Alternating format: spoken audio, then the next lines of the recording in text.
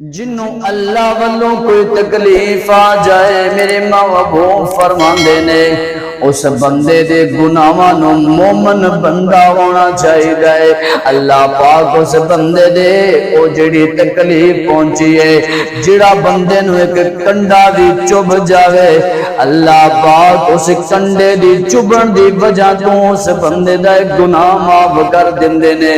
دلیل پوچھو گے صحیح مسلم دے اندر روایت موجود ہے، میرے محبوب صلی اللہ علیہ وسلم فرماندے نے بندے نو تکلیف پہنچ جائے ایک کنڈا بھی چبھ جائے بندہ کنڈے دی چبھن نو برداشت کر لوے تے اللہ دی رضا تے راضی ہو جائے۔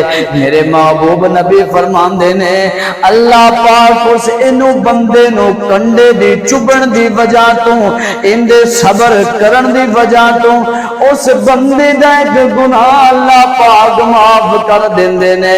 شرط کی ہے وَجَزَاهُمْ بِمَا صَبَرُوا، بندے نو صبر کرنا چاہیے، کوئی تکلیف آ جائے صبر کرنا چاہیے۔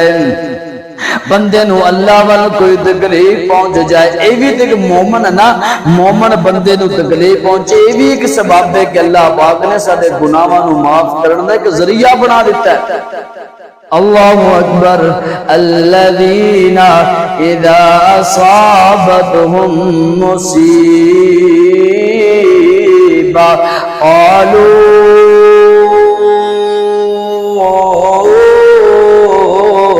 انا للہ و انا الیہ راجعون۔